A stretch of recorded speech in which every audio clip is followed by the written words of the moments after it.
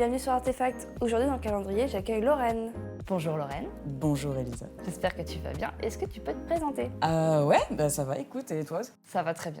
Alors pour me présenter, je suis photographe et réalisatrice principalement de clips officiellement depuis maintenant 4 ans.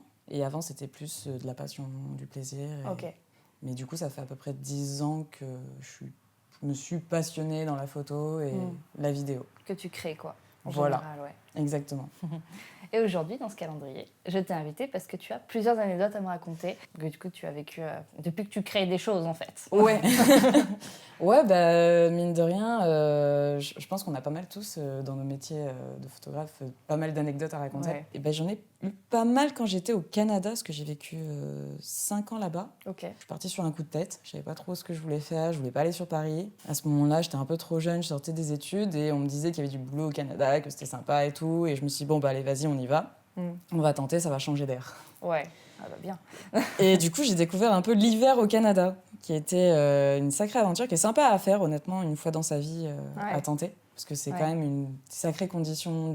Tu vis des sacrées tempêtes de neige toute l'année, t'as des moins 30, du moins 20. J'imagine le Canada que comme ça, alors qu'il y a des zones où il neige pas au Canada. Hein, mais Ouais, puis il y a quand même des super mois d'été avec des super festivals de musique aussi qu'on oublie. Mais l'été, en fait, du coup, c'est ultra vivant le Canada parce que t'as l'hiver, en fait, où t'es tellement enfermé pendant 6 mois que... Ouais, donc à un moment donné, quand il fait beau, voilà. tout le monde sort, tout le monde fait des trucs. Donc il y a une vraie vie, puis même t'apprends vraiment à vivre les saisons parce que du coup, l'automne, tu vas aller ramasser les pommes, tu vas aller ramasser les citrouilles, les trucs comme ça, c'est vraiment typique là-bas. L'été, tu vas genre profiter, festival, musique, sortie, te baigner et tout. Le printemps, tu vas planter, faire des potagers, des trucs comme ça, préparer à l'été. Et l'hiver, tu vis dans le froid. Donc, tu dors. donc tu vis vraiment les saisons à proprement parler. Ouais. Et du coup, t'as des conditions assez extrêmes qui est assez original quand tu vas shooter. Parce qu'au final... pour tout, en fait. Ouais. Parce qu'au final, tu vis 6 mois dans l'année dans l'hiver, donc au bout d'un moment, tu te dis, il faut bien les shooter dehors quand même un petit peu. Bah ouais. Et du coup, tu te retrouves vite avec une modèle qui se retrouve sous la neige, en pleine tempête ou quoi avec toi, et t'es en mode, bon, allez, on y va. Faut être bien couvert, quoi. Ouais, mais du coup, on a fait pas mal de shootings comme ça dans la neige. Il y en a un qui avait très très bien marché quand je l'avais fait. Et c'était assez drôle parce que c'était du freestyle. C'était vraiment, on avait fait ça. Enfin, moi, je fais beaucoup de shooting freestyle. C'était pas spécialement prévu, c'était C'est ça. C'était au feeling, je sur le fais moment, beaucoup de... avec ce que t'as. C'est ça. Je fais beaucoup ça et je faisais beaucoup ça au Canada. Et on était partis le soir shooter à moins 15 dehors, mais c'était une angoisse. Tu sens tes doigts gelés, durcir, et t'es là, tu fais pourquoi j'ai pas pris de gants? Ah oui. Tu te poses la question, t'es là, tu prends les photos, tu te dis mais pourquoi je suis bête et j'ai pas pris de gants? C'est tellement basique. Et j'ai un peu froid là. Mais tes doigts rouges. Ils durcissent. Enfin, t'es là tu vas au show pendant 5 minutes, t'es là en mode bon, est-ce que j'ai perdu mes doigts ou est-ce que tout va bien? Ouais, c'est vrai que c'est un peu compliqué. Ouais. Et du coup, on avait fait shooting qui était très beau parce qu'on avait joué avec les néons dans la neige et tout de nuit. Et après, j'avais fait un autre shooting aussi en pleine tempête de neige, qui était pas mal aussi où en gros, j'avais repéré sur la route à chaque fois que je passais pour aller ce qu'on appelle les chutes Montmorency, qui sont les plus hautes chutes d'Amérique du Nord au Canada. Et du coup, sur la route, en fait, il y avait toujours un bateau qui était accosté, genre sur un ponton, au bord du fleuve, sur le fleuve du Saint-Laurent, qui est le grand fleuve de Québec. Et à chaque fois que je passais devant, et à chaque fois, j'avais envie d'aller shooter. Ouais. Et un jour... C'est sympa, ce truc-là, quand même. Ouais. Et un jour, je me suis dit, tu sais quoi, vas-y, on se déterre. J'avais réussi à choper une bagnole pour y aller et j'avais trouvé la modèle. Donc, on y va, on se gare, mais c'était de l'autre côté de l'autoroute, donc il fallait traverser l'autoroute. C'était pas fait forcément pour à pied ou s'arrêter là tout de suite. Pas du tout, c'était pas du tout fait pour y aller. Du coup, tu traverses des autoroutes, sachant qu'au Canada, traverser une autoroute, c'est... Les gens, ils sont pas piétons là-bas, tu vois, ils sont pas du tout piétons. Donc, quand ils voient 2 piétons, 2 pélos comme ça au bord d'une autoroute, ils comprennent pas trop, tu vois. Ils sont pas de quelque part ou... Ouais, c'est ça, tu vois. Du coup, on a réussi à passer, on est allé, et là, on a commencé du coup à shooter autour du bateau et tout, et c'était vraiment, le bateau c'était gros bateau, qui était sur la glace. Et on s'était tapé la tempête de neige et petit à petit on s'est dit vas-y, tu sais quoi, on va monter sur le bateau. Ah oui, parce que du coup le bateau il était là tout le temps. Ouais, en gros il était bloqué dans la glace. Donc il était pouvait plus bouger. Ouais, il attendait la fin de l'hiver quoi. C'est ça. Et du coup il y avait un ponton où on pouvait y accéder, mais il fallait quand même un peu enjamber au-dessus du vide et tout pour y aller. Après, la glace, bon, Ouais. ça dépend de la hauteur, mais peut-être que tu peux monter dessus un petit peu, mais bon, c'est un peu risqué. Et tu sais jamais si ça va glisser quand tu vas sauter ou pas, tu vois. Mais du coup, franchement, c'était bien cool. Et en vrai, c'était assez cool de sortir de sa zone de confort pour... Bah oui, genre, tiens, oh, un bateau coincé là, dis donc. Oui, il me semble que j'ai regardé une vidéo il y a pas longtemps des anciennes expéditions qui se faisaient du coup, au-dessus du Canada pour essayer de faire le tour par ce sens-là. Mais du coup, elles restent bloquées plusieurs mois, voire même plusieurs années pour certains, dans la glace. Parce que la glace, elle se fait et une fois qu'elle est là, tu peux pas la casser.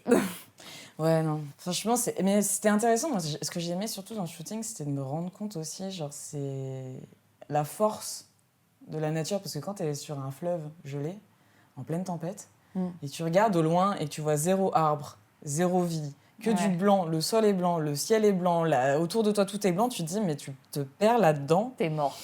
T'es foutu, hein. Ouais. Moi, ça m'a fait réfléchir sur l'hiver et de me dire waouh. L'hiver, c'est dangereux.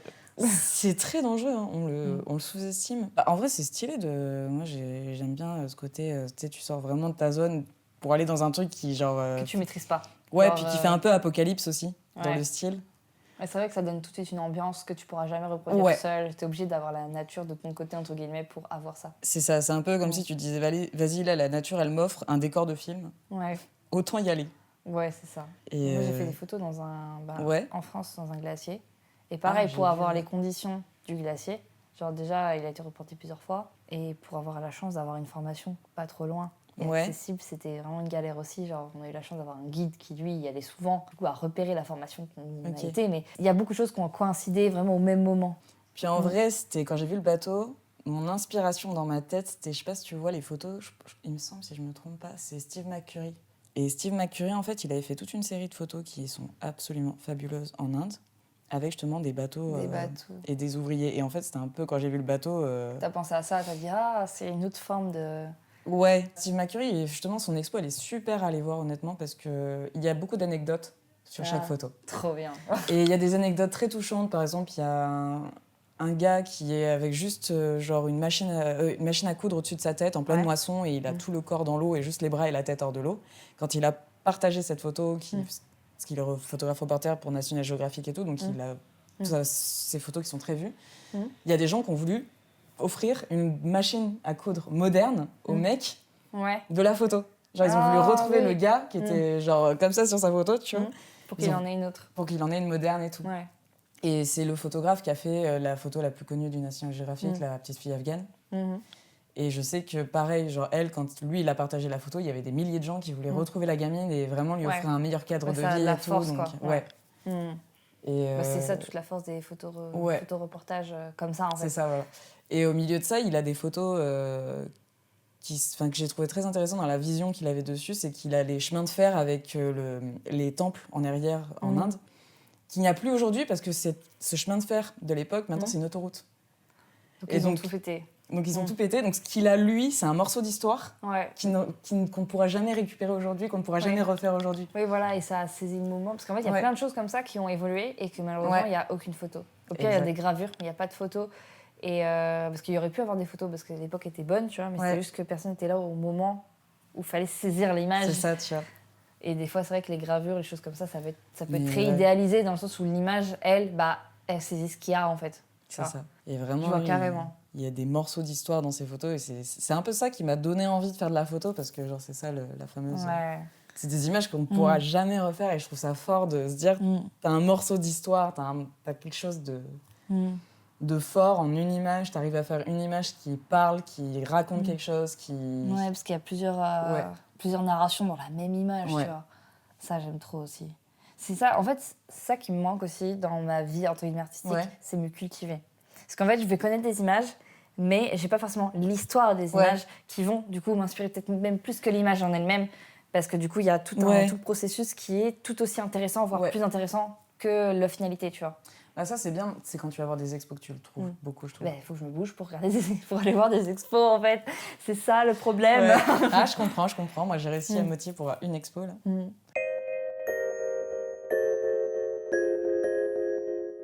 C'était un shooting où, en gros, à la base, en fait, quand j'habitais à Québec, il y avait un mec qui, en face, venait toujours rendre visite à ses amis avec une voiture de collection vintage, magnifique.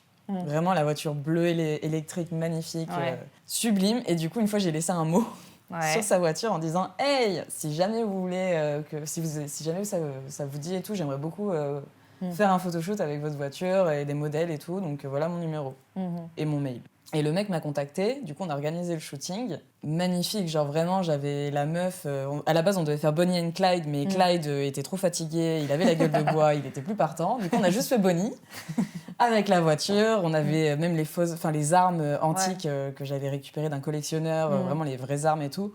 Donc tout était genre ultra fort, la fille elle était magnifique, elle était modèle, elle collait parfaitement au personnage et tout, les photos magnifiques et tout. Et là on regarde un petit peu sur la carte. Là, je vois erreur. J'étais en mode... On arrête tout de suite. On arrête tout de suite, je vais changer de carte, les gars. Oui, voilà. Mais ça m'a fait bizarre de te dire, genre, putain, il y a des photos là que je peux pas récupérer. Ouais. Genre, c'est trop tard. Là, on arrête tout de suite, on arrête. Ah putain. Oh l'angoisse. Moi j'ai fait ça un jour aussi pour une... C'était un Range Rover qui était très très beau, genre très safari. Il n'était pas entoilé mais il allait être entoilé. Tu sais quand il y a les toiles à la place du truc derrière. Et en fait c'était à Nantes. Et c'est marrant parce que c'était un moment où il avait neigé à Nantes. Genre vraiment il neige jamais à Nantes. Et là il avait neigé donc il y avait un peu de neige sur les voitures. Et je me suis dit ah bah tiens je vais mettre un mot sur la voiture. Donc je mets un mot. Et quelques jours plus tard je reçois un mail. Alors j'avais mis que mon numéro et mon Insta. Je reçois un mail d'un monsieur. Monsieur très gentil il me dit oui vous avez laissé un mot sur ma voiture. Vous avez oublié un numéro sur votre numéro. Alors, il y avait ces 2 numéros que j'avais pas mis. Genre, j'ai écrit trop vite et j'ai oublié 2 numéros. Mais du coup, grâce à mon Insta, il a trouvé mon mail. Ah, je suis morte. Et du coup, il m'a contacté, il m'a dit oui, pas de souci, je suis aussi photographe. Et en fait, c'est un monsieur qui était photographe et surtout artiste et expérimental. Donc en fait, il comprenait ma démarche. Ouais. Il est trop gentil, du coup, j'ai fait des photos avec sa voiture, il était trop gentil. Et du coup, j'étais mais je sais pas écrire mon numéro, c'est pas possible. Et au début, moi, j'avais peur aussi de laisser un mot. C'est l'énergie, c'est trop trop d'envie. J'avais jamais fait ça, de laisser un mot sur une voiture. Je disais, attends, il y a des gens qui sont vraiment très puristes. Je vais laisser un truc sur le truc, ça peut abîmer, tu vois. Genre, j'étais, ouh là là. Du coup, j'avais mis sur le pare-brise, sous le truc. J'étais comme ça risque pas. Mais en plus, il y avait de la neige. J'étais, oh là là. J'avais eu du bol. Il m'a dit, oui, vous êtes trompé dans votre numéro, il marche pas. J'étais, heureusement, j'ai pas mis que ça. Parce que j'étais pas dans la merde. Ah ouais, mais j'ai mis mon Insta. C'est trop bien les aventures comme ça. Puis c'est bien quand tu tombes. Je trouve que c'est trop marrant quand tu tombes sur quelqu'un qui est photographe en plus. Ouais, voilà, il comprenait la démarche. Je fais, alors moi, je fais pas de portrait ni rien, mais il n'y a pas de souci en fait. Si vous avez besoin, moi je suis à Nantes tel temps. Trop bien. J'étais, mais le pourcentage de chance que je tombe sur un monsieur qui a une voiture trop stylée et qui comprend le truc, parce qu'il y a aussi des gens qui vont juste pas comprendre. Il faut aller plus loin dans l'explication pour essayer de leur faire comprendre un peu ta démarche. Là, il comprenait parfaitement. Trop gentil. Moi, ça m'est arrivé une fois avec un photographe, d'avoir une aventure un peu comme ça, où je tombais sur un mec qui était photographe. C'était toujours à Québec.